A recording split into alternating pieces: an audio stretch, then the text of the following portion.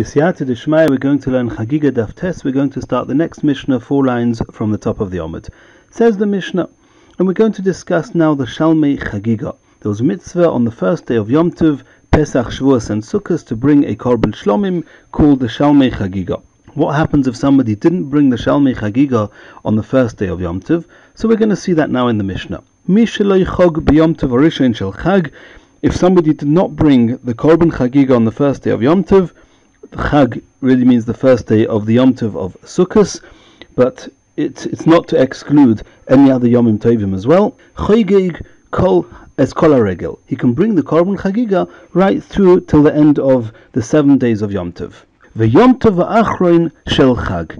And this is an added element of Chiddush in the Mishnah, that even though he didn't bring the korban on the first day of Sukkot when he should have, he didn't bring it right through till Hoshana Rabbah, which was the 7 days within which he can bring that korban either, but he's now waited till the 8th day, which we know as Shemini Atzeres, in Eretz Yisrael, Shemini Atzeres, Simchas Torah. That's the 8th day of Sukkot. So the Mishnah is saying, V'yom tov ha'achron shel Chag. You can even bring the korban Chagigah of Sukkot on Shemini Atzeres. Ovar horegel v'lo yichog. If the entire Yom Tov passed and he did not bring the korban Chagigah, einu chayev b'achriyusoi, he can no longer bring the Chagigah, and there's no further responsibility for it, and he's just lost that opportunity. Al zeh nemar, and in that sort of situation, the pasuk says, "Me'uvas lo yuchal liskoin." A crooked thing cannot be straightened. V'chesroin lo yuchal lihimonos, and a lack cannot be counted. And this is what the Mishnah means, is that there's certain things that once they've lost, once they've gone wrong, they cannot be rectified, they cannot be corrected. And if somebody didn't bring the korban Chagigah on the first day, that can be corrected by bringing it for the rest of over the rest of Yom Tov. If he didn't bring it at all over Yom Tov, he's lost it. Reb Shimon ben Menashe Omer. And now the Mishnah is continuing on the theme of this pasuk of irreparable things. What's an example of something crooked that cannot be straightened out, something that's gone wrong and cannot be fixed? If somebody has marital relations with one of the arayos, and he has a child and the child is a mamzer, that cannot be rectified. The mamzer is there to stay, and that cannot be undone. Im toimer, if you're going to say that the pasuk could be talking about begoinev v'goizel, somebody who steals or robs, that he's done an aveira, and that's it. How do you undo that? Says the Mishnah, no. Yochil hu lachziroi v'yasakin. You can give what you've stolen back. You can pay for it. You can give it back, and then somewhat you've undone the effects, the ramifications of the aveira. But what we said before with the boala erva v'hoilid mimeno mamzer, or the korban Chagigah he didn't bring, there's nothing one can do to undo that. Reb Shimon ben Yochai Omer, Reb Shimon ben Yochai says, Ein koirin mu'uvas, this crooked thing that cannot be straightened out is only elon misha hoya metukan betchila. It's only if there was something absolutely straight before, and venis aves, and it became crooked. The examples we mentioned before, it's not as if there was something straight that got crooked. It's just up until a certain point an aveira didn't get done, and then the aveira got done. But the absence of an aveira doesn't necessarily define straightness, and if it's not straight, it's not called crooked. So ve'ezeh, what would be an example of something that was straightened and then got totally twisted? A Talmud Chacham who was used to sitting and learning, and there's nothing more fixed than that, and then he forsakes the Torah and he leaves the Torah and becomes less committed to his Torah.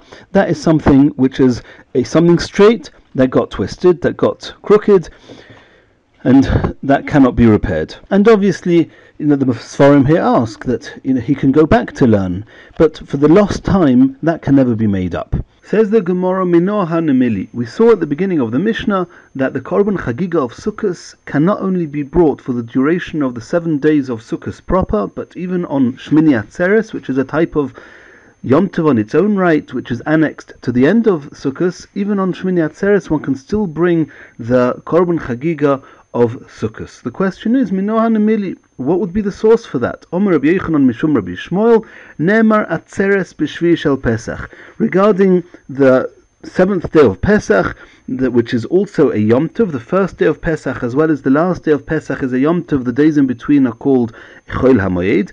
the seventh day of Pesach is called Atzeres. V'nemer Atzeres b'Shmini shel Chag, and Shmini Atzeres is also considered an Atzeres. The Torah refers to it as Atzeres in the pasuk, so we can make Gzeres Shava to link these two dates. Ma le'alon l'tashlumin. Just in the seventh day of Pesach, one can use it for compensation. The Chagigah that should have been brought on the first day of Pesach can be brought until the last day of Pesach, the seventh day. Afkan, so too, the eighth day of Sukkot, which is also called Tashlumim, L'Tashlumin, can be used for the compensation to bring and offer up the Korban Chagigah that was belonging to the first day of Sukkot that was not brought. Says the Gemara, Mufne, it must be that the word Atzeres is free, is actually a word that's not needed, or that there's no reason that we can understand why it's there other than this for Gzeres Shava.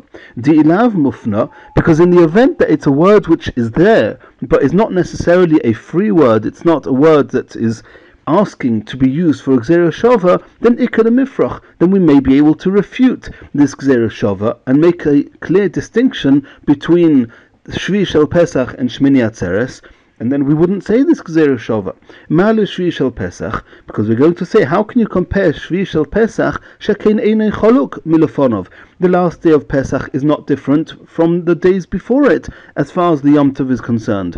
Toimar b'Shmini Shel Chag, you're going to compare that to Shmini Atzeres, Shecholuk Milofonov, which is, for all intents and purposes, it's a Yom Tov on its own right. So there's a very good reason to say that the Pesach Korban Chagigah can be brought on Shvi Shel Pesach, but that doesn't mean that the Sukkos Korban Chagigah can be brought on Shmini Atzeres. If, however, this word is a free word, the word Atzeres that it says by Sukkos is not needed, so to speak, then it's asking for the Gzeres Shava, and indeed we can say it.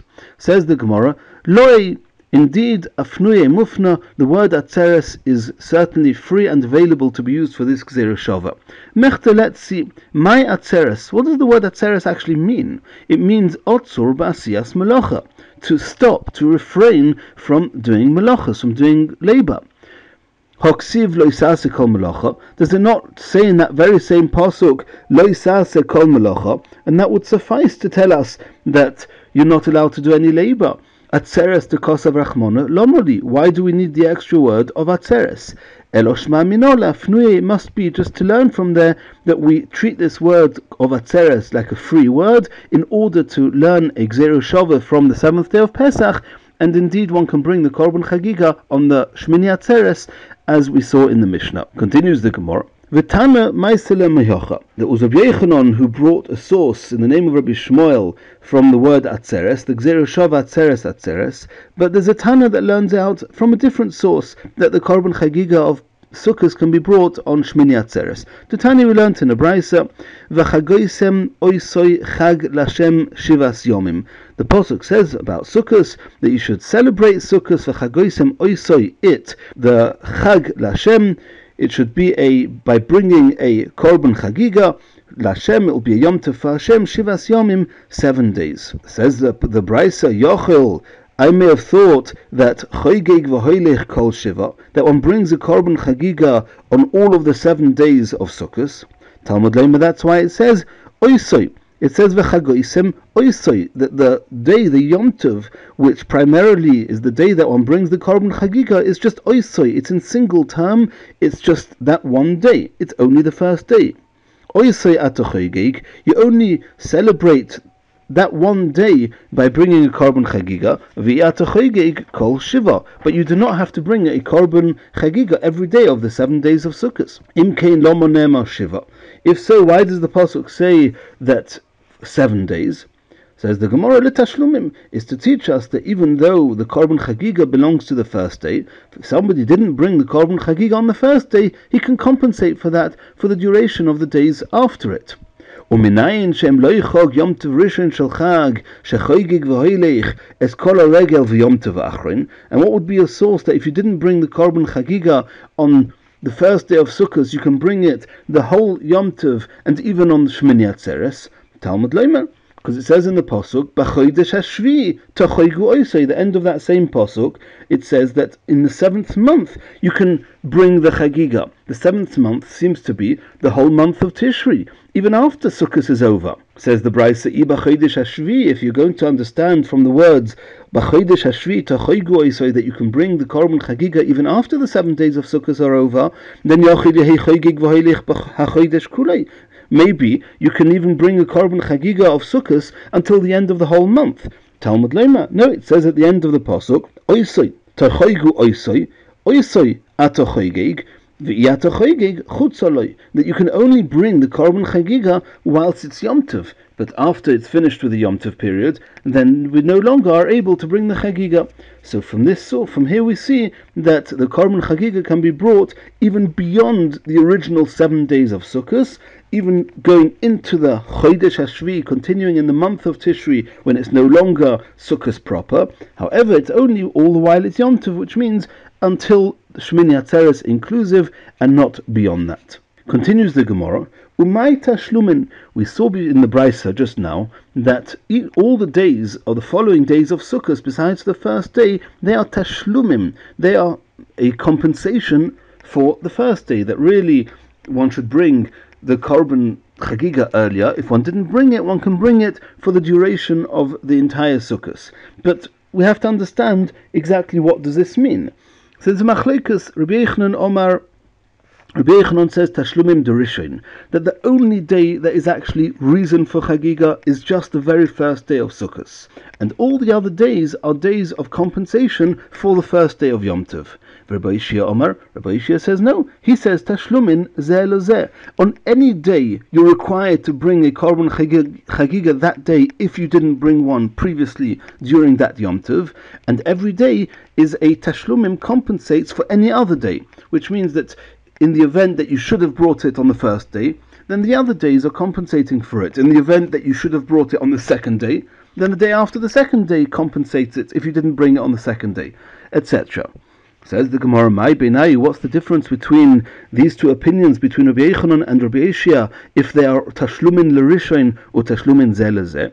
Reb Zera says the difference will be if you were actually exempt on the first day and you only became required to bring the korban on the second day. So if all the days are just a compensation for the first day, then if the first day you were exempt, that's it, there's nothing to compensate. But if every day compensates for every other day, then even if you became only required to bring the korban chagigah on the second day, that would also make sense, and you would have to bring the korban chagigah. An example of that would be chigir b'yom rishon. If on the first day of Yom Tov this person was lame, v'nispashet b'yom sheni, and he became healed on the second day of Yom Tov, ikabenayu, that's going to be the difference between them. We already learned previously that a lame person is exempt of bringing the oilas re'iyah and the shalmei chagigah, and therefore if you say that all the days are tashlumim l'rishoin, like Rabbi Yochanan does, Rabbi Yochanan Omar tashlumim l'rishoin, that all the days are compensating for the korban you should have brought on the first day, kiven de lechazi b'rishoin, since he was not eligible to bring the korban chagigah on the first day because he was lame, lechazi b'sheni, he doesn't become fit or required to bring the korban on the second day either. Rabbi Shia Omar, however, Rabbi Shia, who says tashlumin zeh lezeh, that every day is used as compensation for any other day, afal gav de lechazi b'rishoin, even though he was not fit to bring this korban chagigah, he was not required to bring it on the first day, chazi b'sheni, on the second day where he's no longer lame, he became well and healed, then on the second day he would have to bring the korban chagigah. And now the Gemara is going to ask a question, a seeming contradiction in Rabbi Yochanan himself, because we just saw that Rabbi Yochanan says that all the days of Yom Tov are tashlumim l'rishoin. They compensate for the first day, and the person who was not required to bring the korban on the first day does not become required at a later date. This seems to contradict a different statement of Rabbi Yochanan. Umi Omar Rabbi Yochanan hachi, did Rabbi Yochanan actually say this? V'ha'omar chizkiah. Chizkiah said as follows, and this is talking about a Nazir. We know that a Nazir, he has to remain tahir for the duration of his Nazirus, a minimum of 30 days, unless explicitly committed otherwise, and if he becomes Tomei, then one has to go through the 7 days of becoming tahir from the Tumah, and on the 8th day he has to bring a korban and start recounting the days of the Nazirus. whatever he's already counted, if he became Tomei in the middle, he loses those days. What happens if he became Tomei again on the 8th day? Then he again has to wait 7 days, become Tohir, and on the 8th day he has to bring a korban. The question is, do we say that this is one long Tumah period, and then he brings one korban at the end, on the 8th day of the last time he became Tomei? Or do we say no? Do we say that if he would have become Tomei on the 3rd day, 4th day, 5th day of the Tahara days when he's trying to become purified, then it can be considered as one long Tumah period? But since it was the 8th day, and on the 8th day was a day that he could really have already brought his korban from the previous Tumah, then since he could already have brought that korban, even though he didn't bring it, but the next time he becomes Tomei is totally independent of the first time, and he has to bring a korban for each time he became Tomei. That's the question here. So Chizkiah says that Nitzma Bayom, if he became Tomei any time in the day of the 8th day from becoming Tomei, for the first time he was Tomei, maybe he has to bring a separate korban for the first time he was Tomei, as well as a korban for the second time he was Tomei. If, however, Balayla, if he became Tomei on the night between the 7th day of his counting Tahir and the 8th day, then Eino Mevi. Then, since in the night one does not bring korbanos at night, then since he was not yet able to bring a korban to mark the end of the Tumah period of the first time he became Tomei, therefore it's still considered as one long continuous Tumah, and Eino Mevi, he does not have to bring an independent korban for the first Tumah, he just brings one korban on the 8th day of the second Tumah. That's the opinion of Chizkiah. Rabbi Yochanan argues and says, Af balaylo nami mevi, that if he became Tomei any time during the first 7 days, then of course, if the 7 days are not over, he hasn't had the 7 pure days, then it's considered as one long Tumah. Everybody agrees with that. But he says that if on the night of the 8th day, which means he's finished his 7 days of Tara, and he has to bring the korban, the halacha is you cannot bring a korban at night, you bring the korban the next day. But since the 7 days were over, and now it's already the night where, for all intents and purposes, he's now able to bring the korban, were he able to bring the korban at night, af balaylo nami mevi, that even if he became Tomei at night, he has to bring an independent korban for both Tumas. Now everybody agrees that it's what makes a person have to bring a new independent korban terminating 7 days of Tumah is the fact that he could have, and it was already time to bring the korban the first time before he became Tomei the second time. So here we have an opinion of Rabbi Yochanan who says that you have to bring a korban for both times he was Tomei, even though the first time he actually became Tomei, which means the first time, not the first time he became Tomei, the first time that he finished the Tumah period and was able to bring a korban was actually the night of the 8th. We're talking here, according to Rabbi Yochanan, he became Tomei on the night of the 8th. And what does Rabbi Yochanan say? Since the 8th has already started and he's already eligible to bring a korban, so we say that that's it.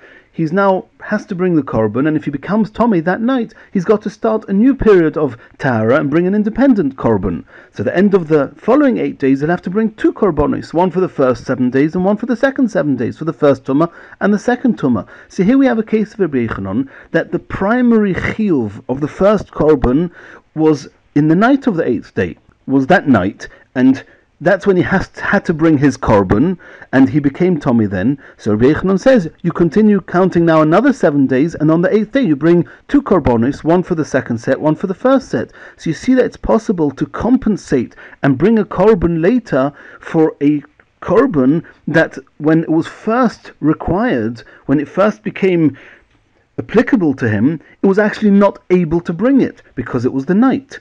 And that seems to be similar to what we saw before, that if a person was lame on the first day, then he would have to bring the korban the second day. But Rabbi Yochanan says that no. Rabbi Yochanan says you can only compensate something if you could have actually done it at the beginning. Well, here he couldn't have brought his korban for the Taira of the Nazirus on the night of the 8th day, because you can't bring korbanos at night.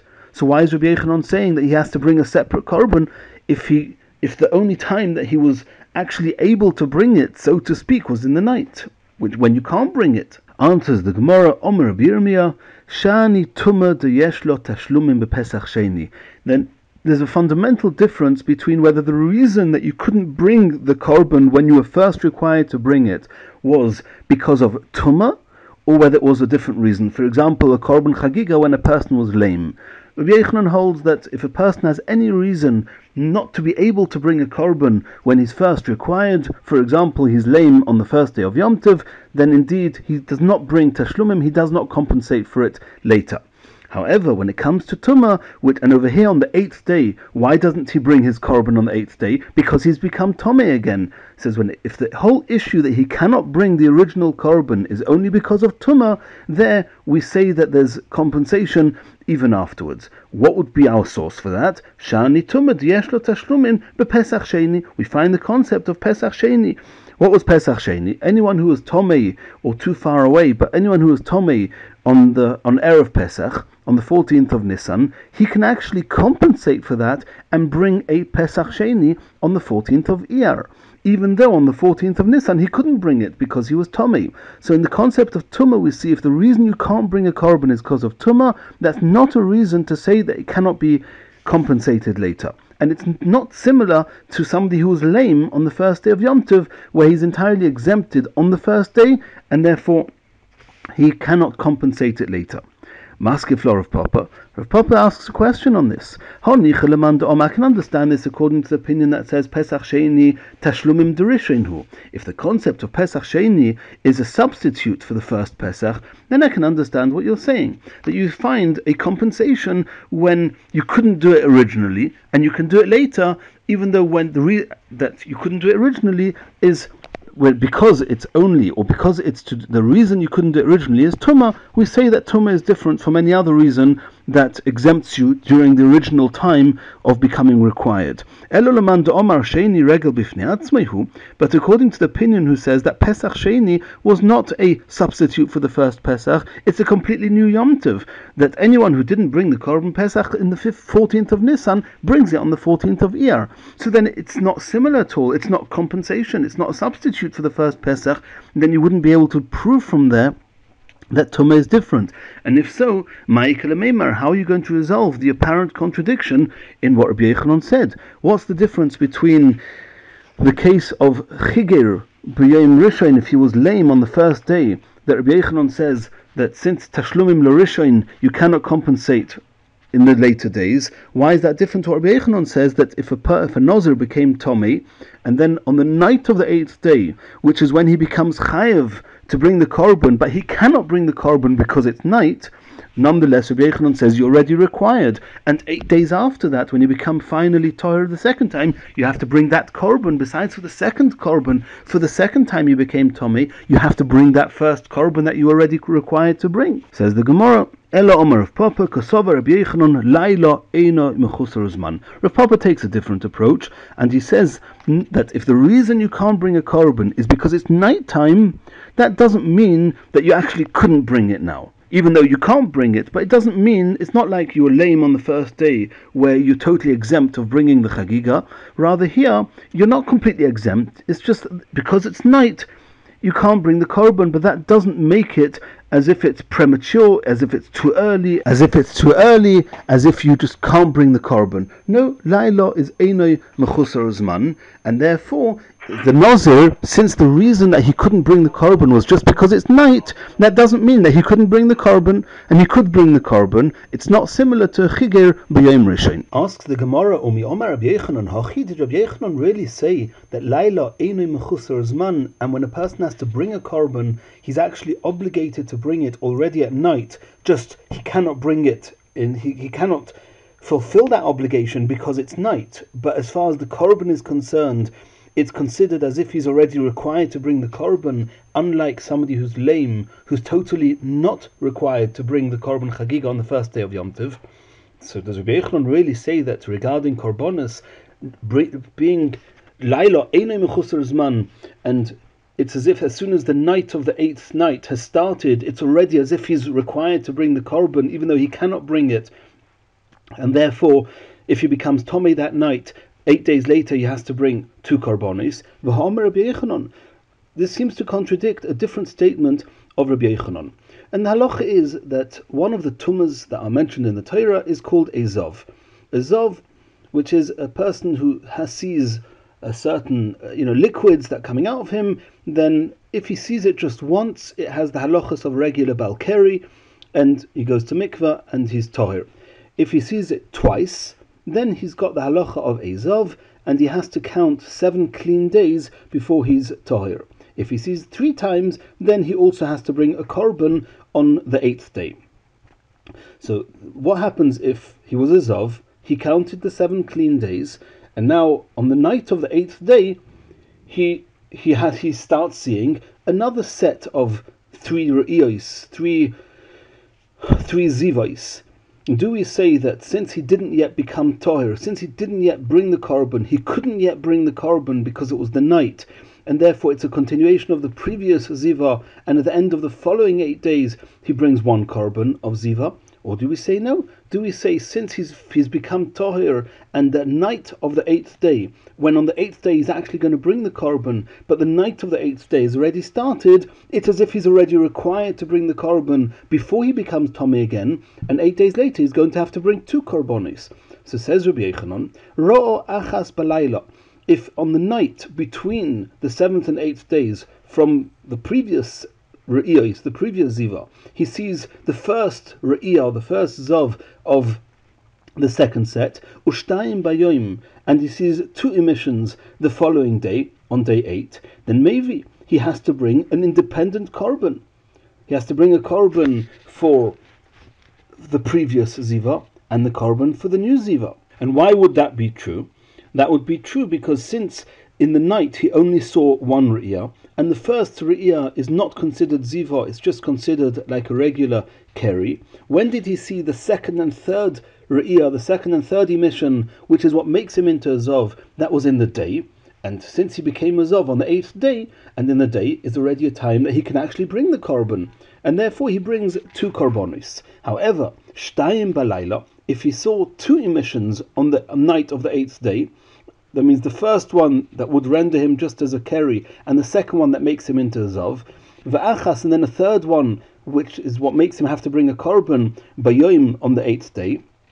In that case, Einoi Mevi, he doesn't bring an independent korban of ziva for the first days, since he became a zov with the second re'iyah when it was still nighttime, and since it's the night, he couldn't yet bring the korban of the first ziva. And by that time in the night, he was already tomei for the second ziva. It's considered one long ziva, one long tumah, and he only brings 1 korban at the end. And says the Gemara, if regarding korbanos, indeed Rabbi Yochanan holds, as Rav Papa suggested, that as night sets, then a korban that has to be brought on the 8th day, it's already as if he's required to bring it now, even though practically he cannot fulfill that obligation, but the obligation is already there.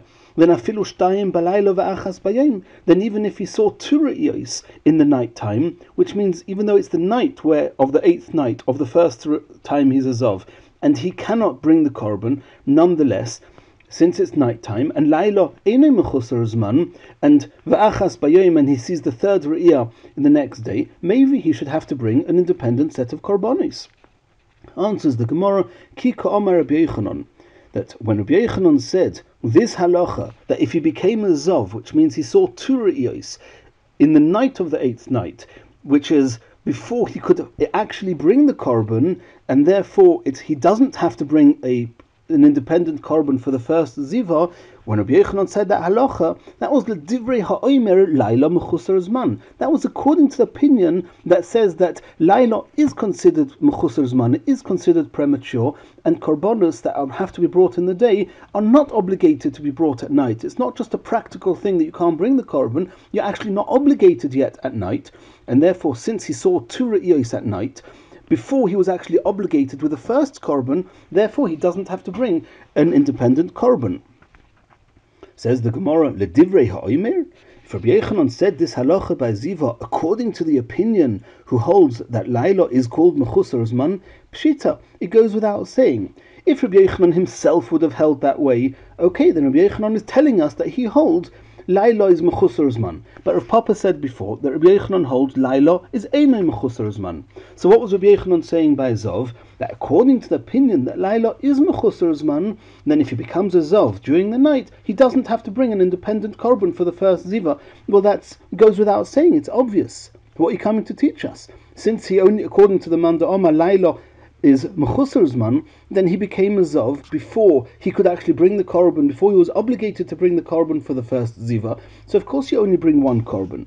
Answers the Gemara, you're right. The second half of Rabbi Yochanan's statement, that if he saw two re'iyos at night, if he became a Zov in the night before he was actually obligated to bring the korban, according to the opinion Laila mechusar zman, and he just saw the third re'iyah on the 8th day, it goes without saying. The chiddush of Rabbi Yochanan is actually in the first part of the statement. According to the Manda Omar, Laila is mechusar zman, and if you saw one re'iyah, the first re'iyah in the night, which just has the status of a keri, and two in the next day, there's an element of chiddush which Rabbi Yochanan was trying to impress on us. Shtayim bayom va'achas balayla, one the previous night and two on the 8th day, itzrichalei. That is the chiddush. I may have thought ka'askafta of Rav Shisha Bereder of Idi. I may have thought like the question of Rav Shisha Bereder of Idi. Kumash malon kedir of Yosef. So Rabbi Yochanan is coming to impress on us, to teach us that the explanation is actually like Rav Yosef. And let's explain this. And let's backtrack just for a minute. What did Rabbi Yochanan say? What's going on here? That we're talking here about a Zov. Somebody who had 3 re'iyos, 3 emissions. He has the halachas of a Zov. He's got to have 7 clean days. And then on day 8 he brings a korban. It's very clear that if he became a Zov a second time after he's already required to bring his korban for the first ziva, he has to bring an independent ziva, an independent korban for each ziva. However, if he became Tomei again before he has to bring the korban, then it's just like one long ziva, so to speak, and he only brings one korban. So according to the opinion that we're talking here about, which the Gemara says, Ledivrei ha'omer laila mechusar zman, we're talking about that according to this opinion, he's only obligated and required to bring the korban on the day of the 8th day, not the night before. So here we've got a question. Rabbi Yochanan said that if he saw the first of the 3 re'iyos on the night of the 8th, which according to this opinion is before he's actually obligated to bring the korban, and then he has another 2 re'iyos afterwards, then we say that that's what Rabbi Yochanan said. Ro achas balayla u'shtayim bayom. He has to bring an independent korban, because when did he become a ziva? He became a zav on the 8th day. On the 8th day, and on the 8th day itself, which is when he saw emission number 2 and emission number 3, then that was already in the day after he was obligated to bring the korban, because in the daytime you already have to bring a korban. That is how Rav Yosef explained. This is not a Gemara here. This is a Gemara in Krisis Daf Ches. That's how Rav Yosef explained Rabbi Yochanan. And Rav Yosef actually adds to prove his point. Rav Yosef says that I'll prove to you that it's the status of a person during the 2nd and 3rd emission that dictates when he becomes a Zov. How do I know that? He says every single Zov. The first time they have an emission, it's not got the halachas of ziva at all. It's the regular balkeri. He then sees later on, or the next day, according to the halachas of ziva, there's a whole Masechet Zovim to explain the halachas. But it's only when he sees a second ziva that the first and the second ziva, the first and the second emission, the first in and of its own just has the status of a keri. But now that there's a second one, the two combine and he becomes a zov. And then he sees a third emission, and now it's a Zov who actually has to bring a korban.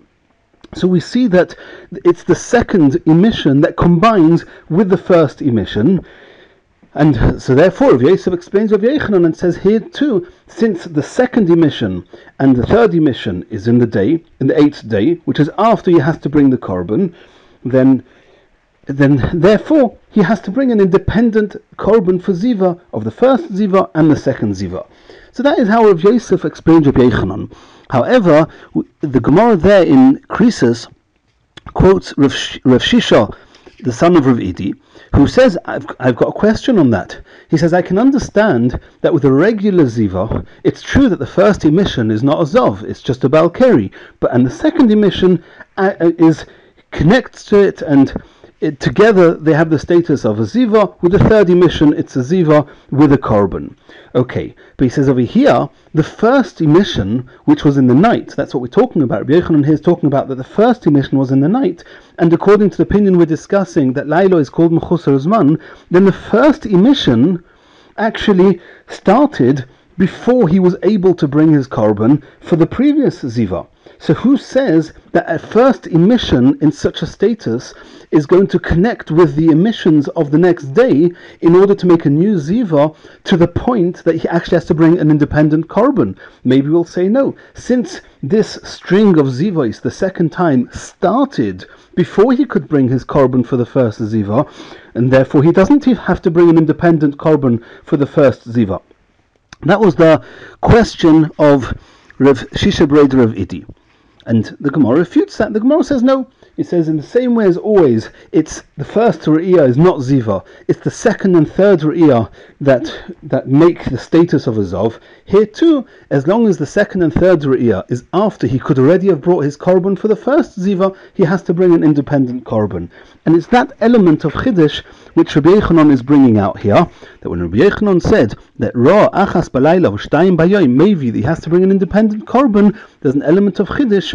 I may have thought, ka'askafta Rav Shisha Breder Rav Idi, like the question of Rav Shisha Breder Rav Idi, that since the first of the three was in a time when he wasn't yet able to bring his korban for the first ziva, and he wouldn't have to bring a separate korban, Komashmaran Kud Rav Yosef, Rav Yochanan is teaching us that what Rav Yosef said is correct, that we always look at the timing of the second and third to determine the status of the korbanos he has to bring. Continues the Gemara. Ovar haregel v'lo chag. We saw in the Mishnah that if Yontiv passed and he didn't bring the korban chagigah, einu chayev b'achriyusai, then he's no longer able to bring the korban chagigah, and there's no more responsibility for it. Valzeh Ne'emar, and the Mishnah quoted a pasuk that said, "Me'uvus layochel liskoin." This is like a crooked thing that cannot be straightened. V'chesroin layuchol lehimonis, and a lack that cannot be counted. Says the Gemara, Omar le bar heihei lehilel. And this bar heihei, Tosfos says, who is this bar heihei? And Tosfos says this was a ger, a convert, who was a son of Avram and Sarah. We know that converts are associated to Avram and Sarah. Their father of a ger is Avram, the mother of a ger is considered Sarah, and both Avram and Sarah had an extra letter Hey added to their name, so a ger is considered bar heihei. So this bar heihei said to Hillel, Hai lehimonis. When the pasuk says, the pasuk that the Mishnah quotes, v'chisarin a lack, lo yuchal lehimonis, that cannot be counted. Why does it say lehimonis? Where does counting come into it? We're talking about lack. The opposite of lack is fill. It should say lehimolois miboile. It should say v'chisarin lo yuchal lehimonis. It's a lack that cannot be filled. Why are you saying it's a lack that cannot be counted? Elo, the pasuk is referring to the second half of this pasuk, which the Mishnah doesn't discuss directly, is talking about Zeh Shemanu Chaverov Ledvar Mitzvah. If somebody who's friends, they counted him, they called him to join with them to do a mitzvah together. And he didn't want to be counted with them, he didn't do the mitzvah with them. That's called a lack, a chisar, that he refused to be counted with them, and that's tragic. Tanina Mihochim saw a brisa to this effect. Me'uvas layochel liskoin. What's the definition of a crooked thing that cannot be straightened? Zeh shebitel kriyas shema shel shacharis. Somebody who didn't say the morning kriyas shema, oy kriyas shema shel arvis, or the night kriyas shema, the evening shema. Oy shebitel tefillah shel shacharis, or if you didn't daven shacharis, or tefillah shel arvis, or if you didn't daven ma'ariv. That cannot be caught up, that cannot be fixed, and that's called me'uvas leyochel liskoin. V'chisaron leyuchal lehimonis, when the pasuk says a lack that cannot be counted, what does that mean? And this is exactly what bar heihei said to Hillel, that zeh shenimnu chaverov lidvar mitzvah, that somebody who is friends, they were counting on him to do a mitzvah, v'hu lo nimna imoim, and he didn't want to be counted with them, and that is what the Mishnah is referring to, as we saw before. And now the Gemara is telling us another interaction and exchange between bar heihei and Hillel. Omer le bar heihei le Hillel. It says in the pasuk, "V'shavtem," and you will return, or isam, and you will see, bein tzadik l'rasha, the difference between a righteous person and a wicked person, bein oived elokim, between the person who's serving Hashem, la'asher lo yavodeh, and somebody who's not serving Hashem. Now this seems to be a repetition. Tzadik and rasha and Eved Elikim and Lo Yavodoi is the same. Do we not say a righteous person is somebody who serves Hashem and a wicked person is somebody who doesn't serve Hashem? Hainu Tzadik, Hainu Eved Elikim. A Tzadik and an Eved Elikim is the same thing. Hainu Rasha, Hainu Asher Lo Yavodoi. A wicked person and somebody who doesn't serve Hashem is again the same. So why is the posuk repeating itself? Omer Leis Hillel answered to Bar Heihei, Avodoi v'lo yavodoi tarvayu tzadika gemurininu. It's incorrect to say that avodoi and lo yavodoi, one is a tzaddik, one is a rasha. No. There's v'shavtem u'isam bein tzaddik l'rasha. There's one thing, seeing the difference between a righteous person and a wicked person. And within the righteous people themselves, there's a righteous person that's defined as Oved Elokim, serving Hashem, and there's a righteous person that relative to the Oved Elokim, he's not Oved on the same level. Tarvayu tzadikin gemurininu. Both of them are completely and absolutely righteous. And nonetheless, v'eino doima, you cannot compare shoina pirkei, somebody who learns and reviews what he's learned, mea pa'omim, 100 times, and shoina pirkei mea ve'echad, to somebody who is learning whatever he's learning 101 times. So somebody who's an avodah, who's serving Hashem, so to speak, is somebody who learns it 101 times. Somebody who doesn't learn it 101 times, he only learns it 100 times, that's relative to the avodoi, he's considered lo yavodoi. Omar le, so Bar Heihei said to Hillel, Umishum chad zimna kori le lo yavodoi, just because he learnt the same passage one time less, he did it 100 times and not 101 times, you're calling him that he's not serving Hashem? Omar le, Hillel said, I'll explain it to you in, yes, Tzeulamad, you can learn it from the Mishuk Shel Chamorim, in the market of the donkey drivers. Asoro Parasei Bezuza. If you hire a donkey, then you want to travel a journey of 10 parasa, it costs 1 zuz.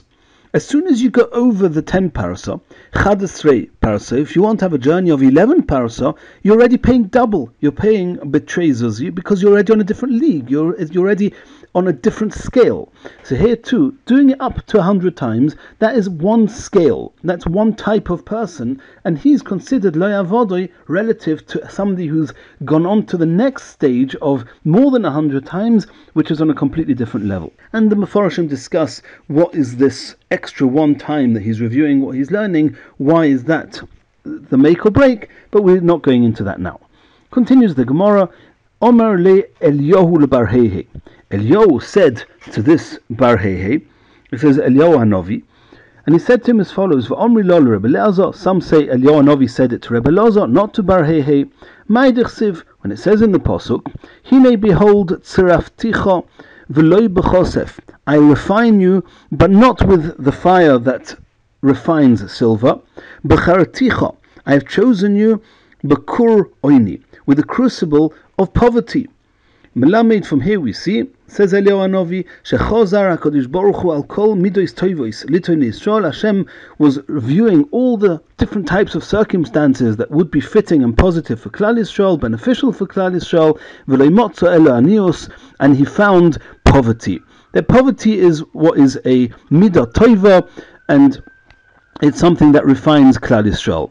Omar Shmuel v'teimer of Yosef, either Shmuel or of Yosef says, Hainu d'Omer Inshi, that's what people say, Yo'o aniyusa leYehudoi, poverty is becoming to Klal Yisrael, to the Yehudim, ki barzo sumka, like a red strap, lesusya chivra, on a white horse. And this is obviously something very positive, and again the Svarim discuss what's the virtue of poverty and why it's compared to a red strap on a white horse, but Rashi doesn't say much here, and we're going to continue the Gemara. Says the Gemara, Reb Shimon ben Menashe Omer, we saw in the Mishnah, what is the definition of a crooked thing that cannot be straightened out? Somebody who has marital relations outside of marriage with an erva and has a child, then that child is a mamzer, and that cannot be undone, and therefore it's called a crooked thing that cannot be straightened.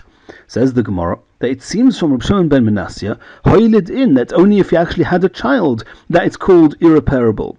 Loy hoilid, but if you did not have a mamzer, then it's not considered lo yuchal limonis, because whatever he did, he'll do tshuva, and there's nothing that's going to be left of the Aveira afterwards. It's not like if he has a child, a mamzer, where the child is always going to be there, reminding of the Aveira.